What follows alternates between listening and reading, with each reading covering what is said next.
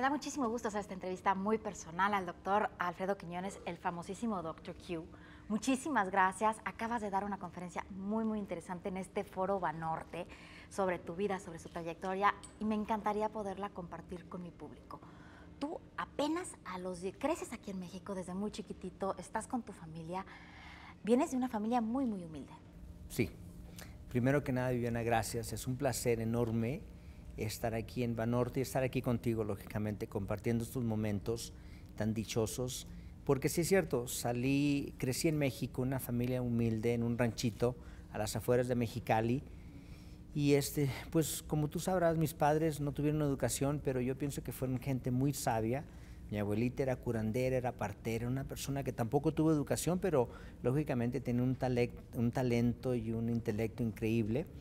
Y fomentaron en mí y engendraron en mí también la idea de explorar. Y es lo que yo soy. Yo me considero un explorador, así de sencillo, porque lo que hago en el quirófano, lo que hago en el laboratorio, lo que hago ahora en la actualidad, que escuchaste un poco de mi trabajo ahora entre nuestros países, de formar puentes, de trabajos, de jornadas altruistas, eso es explorar, eso es de creer que juntos podemos cambiar el mundo. Y de ahí se forma, y lo que yo hago es trabajar en el cerebro, trabajar con mis manos, y desde el cerebro sale todo. Y es la razón por la cual estoy aquí contigo. Y sí, bueno, cuando eras niño, veías a tu abuela, finalmente, bueno, no era doctora, pero sí partera, estaba en contacto con la ayuda hacia los seres humanos.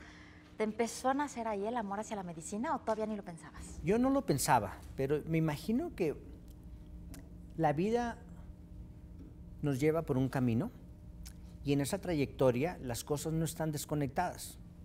Esa estimulación que recibes, de la forma en que yo ahora recuerdo cómo mi abuelita, como mi nana María, tenía un respeto enorme en la comunidad, cómo mucha gente la apreciaba, aunque era una mujer de un carácter fuerte, igualmente que yo, porque así, si tú le preguntas a mis estudiantes, a mis discípulos, ellos saben que yo tengo un carácter, yo soy una persona estricta conmigo mismo primeramente, y así era mi abuelita también, ella esperaba mucho de ella misma, y son las cosas que miras en la vida y te llevan por ese caminito. Yo pienso que allí nace la idea de ayudar a aquellos que tienen poco.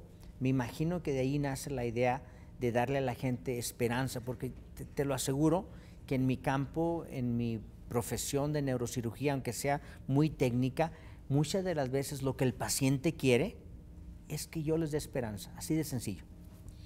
Me imagino que eres producto de la escuela pública. Sí. Yo salí de Mexicali, de una escuelita pequeñita, estado de Baja California, a las afueras de Mexicali, en un lugar que se llama Palaco, se llamaba Palaco, ahora se llama González Ortega. Estuve en la secundaria Francisco Zarco, también en González Ortega, y luego fui a la normal fronteriza entre los 14 y los 18 años para hacerme maestro de educación primaria en aquel entonces. Y salía desde el ranchito, desde el Ejido Sinaloa hasta la ciudad a los 14 años a aprender. Fue una educación pública, pero al mismo tiempo yo pienso que fue una educación que lo que el país me pudo dar, yo tomé ventaja, así de sencillo.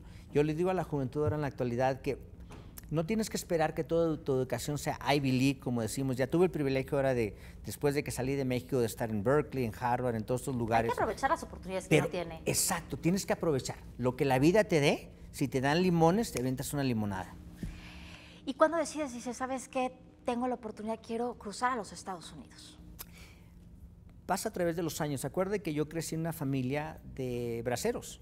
Los hermanos de mi madre eran braceros. Ellos habían pasado en las etapas de los braceros de los 60 entre México y Estados Unidos a proveer una labor necesaria para el país. Acuérdate que Estados Unidos ha necesitado a través de los años mucha gente que haga el trabajo del campo. Hasta la fecha lo necesitan, no vayas a pensar que no.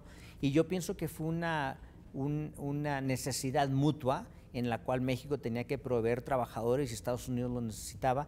Yo pienso que eso tuvo una influencia muy importante en mi vida, porque estamos hablando que entre 1976 y 77 llegó una depresión muy fuerte en México. Nosotros no teníamos mucho, pero lo poquito que teníamos lo empezamos a perder. Mi padre tenía una estación de gasolina pequeñita y empezamos a perderlo todo hasta el momento en que no teníamos ni comida en la mesa. Y me acuerdo que mis tíos llegaban de Estados Unidos, nos llevaban costales de papa, costales de frijoles, y ahí, yo pienso que ahí es donde empiezo a darme cuenta yo que hacia el norte existía una oportunidad. Y hay un momento donde era mucho más fácil cruzar la frontera y aún así te detiene la migra la primera vez que intentas cruzar. Bueno, en aquel entonces era un poco más fácil, pero sí es cierto que necesitabas lo que le llamábamos un coyote, una persona que te llevara. Un pollero. Un pollero que te llevara entre la frontera hasta Estados Unidos. Yo no tenía el lujo de gastar, en aquel entonces eran $600 lo que te cobraban. Y los pagabas ahí o te lo pagaba algún familiar tuyo en Estados Unidos. Yo no tenía el dinero, entonces yo Pero lo que además hice... de todo, ya llegabas al campo con una deuda enorme de haber podido cruzar. Claro, eran $3.35 te pagaban la hora, entonces te llevaban varios meses en pagar eso. Pero yo llegué crucé la frontera de una forma muy sencilla entre ¿Con quién te México. vas? Solo. Yo cruzo la frontera completamente solo, brinco el cerco, me agarran y me mandan de regreso a Mexicali. Esa misma noche me vuelvo a cruzar otra vez. Perseverancia. Nunca me doy por vencido. Y en llegas todos a los Fresno, retos. California. Llego de allí, paso la frontera la segunda vez con éxito.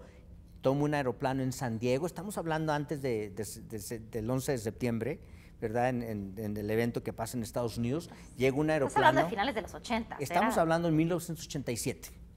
Llego a un aeropuerto y compro un tiquete por $60, traía $5 de cambio entre San Diego y Los Ángeles, porque recuerda que estaban estos chequeos que están si pasas por las carreteras te toman y te pueden pedir tus documentos. Entonces yo paso, en aquel entonces era diferente, llego a Los Ángeles y luego no tenía la menor idea de cómo iba a llegar hasta Fresno. Todavía no llegaba a Fresno porque yo tenía un primo que me iba a recoger, pero yo te lo digo de todo corazón, yo estaba pensando, híjole, si no viene a recoger nadie, porque yo estaba comiendo en las mesitas ahí en el aeropuerto, me dormí en las sillas, pasé como una noche y media por ahí. Y me acuerdo, yo dije, ¿sabes qué? Si no viene a recogerme nadie, yo me voy a salir a Los Ángeles y voy a agarrar chamba ahí de jardinero o lo que sea. Yo no estaba chicopalado, no estaba pensando, esto me va a parar. Pero además de todo, tenías 19 años con muchísimas ilusiones. Mucha energía, muchas ilusiones y al mismo tiempo no tenía temor a los retos que estaban enfrente de mí. Y te estás 3 años viviendo en un coche. 3 meses. Luego compro la casita esa que miraste en la foto. Es como un motorhome, sigue siendo como un cochecito. Eso fue como un año más o menos que viví ahí. Luego mis padres se van a Estados Unidos y empiezan a trabajar un poquito más al norte de Fresno, que es un pueblito que se llama Stockton, California, y yo me mudo con ellos. Ahí después de eso empiezo a trabajar. ¿Cómo era salir al campo a trabajar, a pescar tomate? En aquel entonces yo no lo miraba. La semana pasada salió un artículo en el New York Times que me lo manda Jeremy Kleiner, que es el que está haciendo mi película, que ha ganado varios Óscares, y Matthew López, que es el que está haciendo el guión. Y está un artículo en el New York Times donde estaba hablando un emigrante mexicano de cómo utilizaban unas pipas que cambiaban en los campos de agricultura, que ese sí fue el trabajo más pesado que hice, porque estamos hablando en el diciembre, en el invierno, en el cual yo descalzo y con el lodo hasta las rodillas, yo tenía que físicamente cambiar unas pipas increíbles. Horas? Y él trabajaba 10, 12 horas, entonces el frío era increíble, las cortadas en los pies, en las manos, entonces eso me acuerdo que fue el trabajo más retador que tuve, no física y mentalmente, porque mentalmente yo no sabía cuándo iba a parar esto. Y de ahí te cambias de trabajo y tienes un accidente que marca tu vida. 14 de abril de 1989, donde casi pierdo mi vida, caigo en un tanque del ferrocarril que cargaba, pero estaba vacío, pero tenía todos los gases de Liquefied Petroleum Gas, LPG que le llaman, que lógicamente no pude respirar, pero aún así peleé por mi vida. Llegué hasta arriba porque me tiraron una cuerda, otro trabajador que estaba conmigo. Y pasa una historia muy fuerte, la cual he escrito, y me imagino que esto va a ser parte vital de la película, porque estamos hablando de un drama en la cual mi padre me está mirando abajo de este tanque falleciendo, y a él le decían que yo estaba muerto. Incluso en el primer libro que escribí, mi padre nunca me dijo esto. Se llevaron otros cuantos años, estoy escribiendo mi segundo libro ahora que lo publica Disney también. Y me estaba diciendo él cómo a él le decían que yo estaba muerto. Él estaba mirando a su segundo hijo, porque miró a mi hermanita de 6 meses fallecer, allá en ese entonces ha pasado ya 18 años, y ahora estaba mirando a su segundo hijo con sus propios ojos, loco de desesperación, que lo estaban deteniendo y yo estaba abajo de ese tanque y ya le habían dicho que yo ya estaba muerto porque ya tenía más de 10 minutos ahí abajo. Y así empieza todo el drama. Entonces, si me preguntas por qué mi vida es como es, porque yo miro los retos como una oportunidad, por qué no me doy por vencido, por qué pienso que a pesar de todo lo que trabajo y lo que hago, en verdad yo pienso que tengo una calidad de vida increíble y que la vida me ha dado un regalo de estar aquí. ¿Y en qué momento te das cuenta que un chavo que es jornalero, que trabaja 10 horas al día, puede llegar y puede ingresar a una de las mejores universidades, primero en California, Berkeley, y después te vas a Harvard? Hasta la fecha no sé cómo pasó todo esto, te lo juro. Porque lo que pasa es que mi vida es muy sencilla. Yo nada más... Primero, ¿cómo aplicas a Berkeley? Primero, la gente me pregunta, ¿cómo llegaste a Berkeley? ¿Cómo llegaste a Harvard? Lo primero que hice es, apliqué y creí en mí mismo. Lo segundo que hice es que yo chambeaba hasta la fecha, desde las 5 de la mañana hasta las 12 de la noche, y te lo juro que no ha cambiado. Oye, a ver, dime una cosa, ¿no le afecta al cerebro dormir tampoco? Yo pienso que todos tenemos diferentes capacidades. Lo miro en mi propia familia con mis propios hijos, Mi hija mayor tiene un carácter un poco más como yo, mi abuelita, mi nana María era un poco más como yo, dormía poco, trabajamos. Yo pienso que todos tenemos diferentes habilidades y las tenemos que explotar, tenemos que tomar. Pero así es como yo llego a Berkeley y a Harvard, aplico nada más, pero mi vida ha sido sencilla por el hecho de que yo me enfoco nada más. Yo me pongo soy como un caballo de carreras, en la cual tengo la visión cegada aquí, y yo sé exactamente a dónde quiero ir. Estudias psicología en Berkeley, ¿no? Estudié psicología en UC Berkeley. Sí. Y de ahí, neurociencias, lógicamente. Neurociencias. Hice mi tesis en la estimulación del lateral entorhinal cortex to the nucleus accumbens monosynaptic mu opioid dependent. Esa fue mi tesis de honor. ¿Y qué? ¿Te graduaste con honores? Me gradué con honores. Nada más de poder decir ya todo el título de la tesis, ya te graduaste con honores. Sí. Oye, ¿y aplicas a Harvard y llegas a Harvard? Sí. Pero no tienes papeles arreglados ni tienes No, nada en aquel arreglado entonces hasta ya que llegas tenía- a Harvard y pides tu ciudadanía. Ya estamos hablando de 1991 al 94. En el 92 en el 91 agarro mi tarjeta verde, mi green card, que le llaman. Para el 94 yo ya aplicaba, por todo lo que estaba haciendo, ya aplicaba para la ciudadanía. Y es como me aceptan a Berkeley primero, por parte de beca, pero parte chambeaba. Yo trabajaba de tutor de física, matemática y cálculo, cálculo y química orgánica. Pero me decías Trabajaba. que esas materias, por ejemplo, no te aplicaban para la carrera, pero sí para poder subir tu promedio, ¿no? Porque yo no tenía la menor idea de qué es lo que estaba estudiando psicología. La razón por la cual estudié psicología es porque me quería retar. Psicología tenías que escribir mucho y mi debilidad era el inglés. Tenía que aprender buen inglés, tenía que leer, escribir, hablar, conversar, comunicarme. Y las materias de ciencia es un lenguaje universal, ahí nada más tienes que aprender, tienes que entenderlo, miras fórmulas, las entiendes. Yo de la forma en que trabajaba es que miraba la respuesta a veces y deducía el proceso por el cual un problema de física o matemática o química orgánica se llevaba. Y aunque no entendiera el lenguaje bien, lo podía deducir todo eso.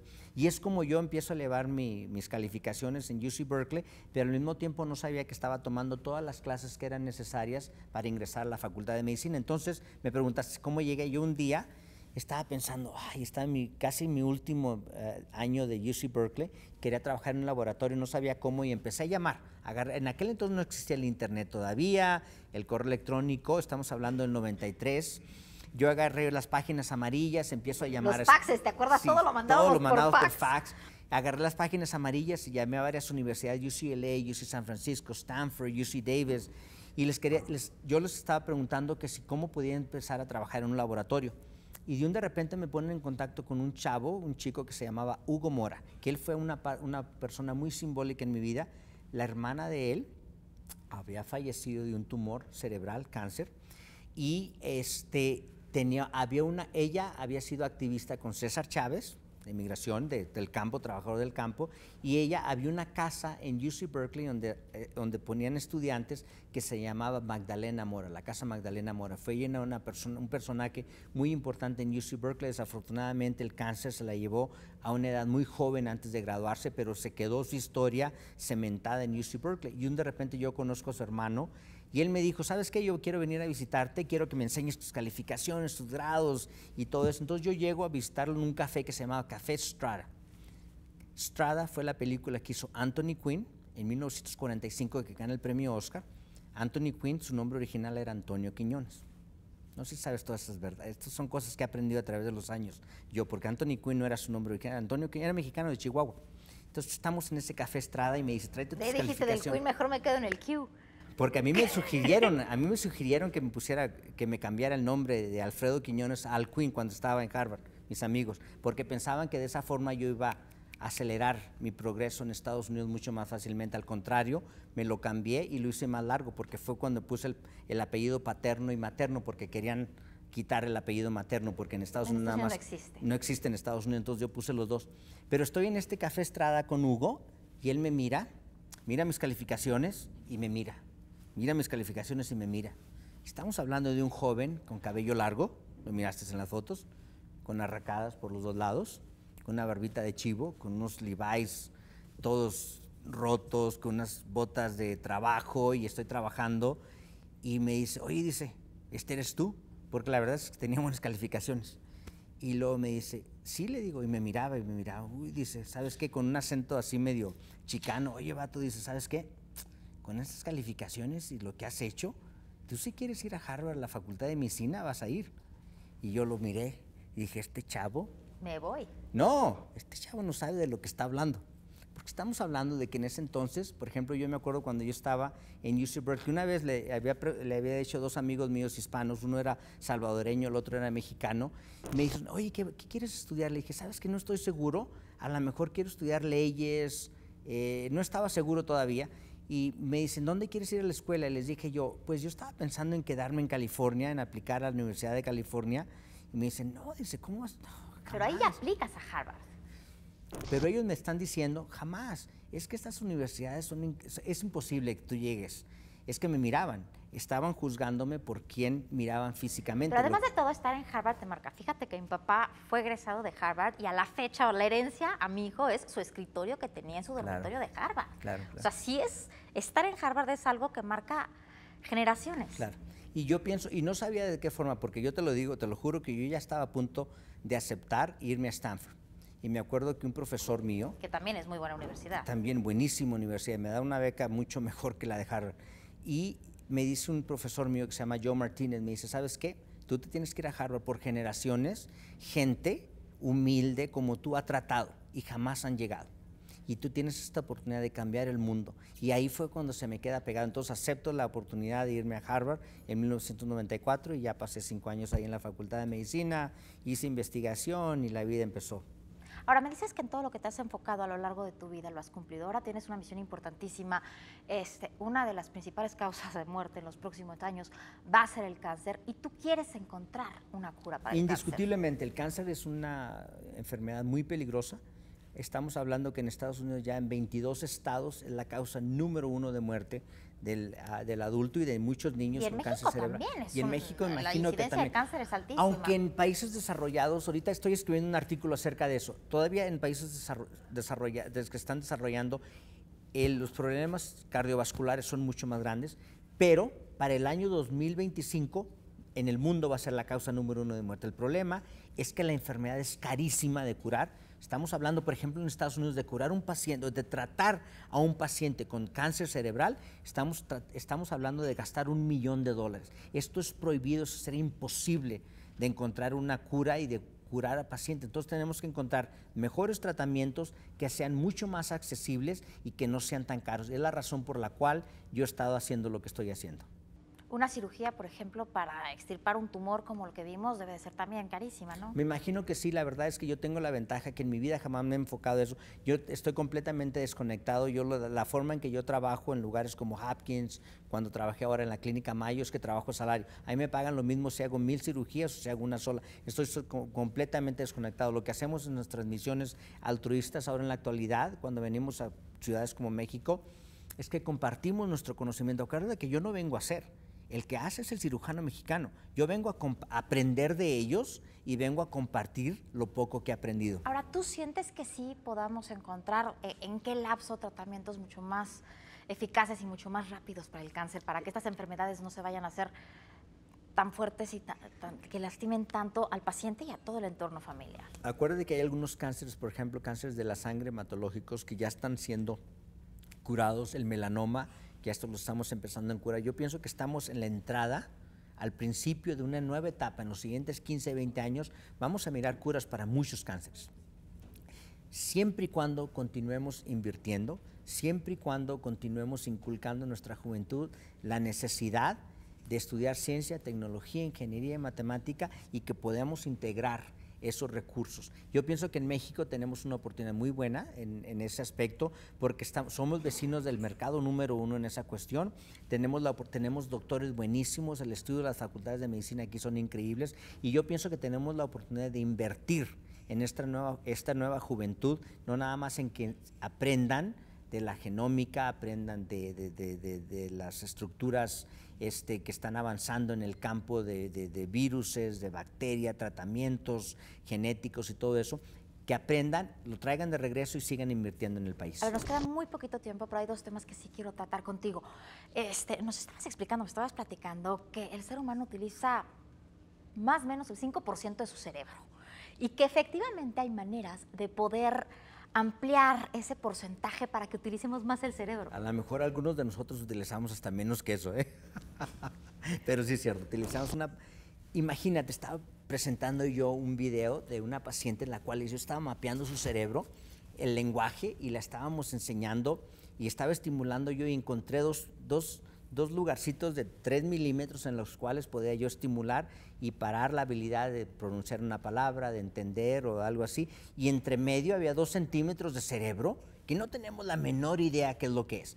El reto que tenemos en la neurociencia, yo como neurocientífico y como neurocirujano, es de aprender cómo empezamos a desarrollar esa habilidad. Yo pienso que la habilidad y la plasticidad del cerebro está innata. Lo que no hemos aprendido es cómo desarrollarla bien. Indiscutiblemente en mi vida, yo pienso que el hacer ejercicio con el cerebro es lo mismo de hacer ejercicio con el cuerpo. Tienes que ejercitarlo, tienes que leer a diario. Te dicen muchas veces que las computadoras que vamos a tener a futuro van a pensar más rápido que el cerebro, pero tiene que haber una manera de que el cerebro lo hagamos que funcione más rápido. Ninguna computadora va a ser tan poderosa como el cerebro humano. Estamos hablando de 164 trillones de sinapsis. Lo que pasa es que no hemos aprendido cómo utilizar.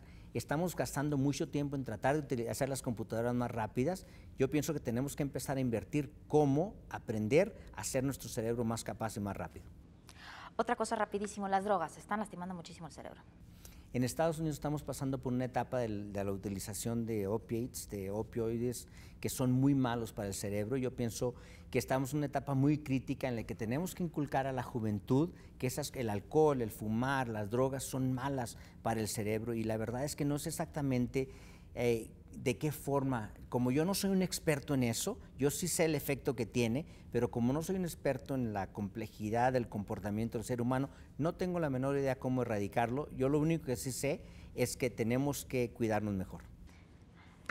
¿Cuál ha sido el día más feliz de tu vida? El día más feliz es el nacimiento de todos mis hijos, de cada uno de ellos. ¿El más triste?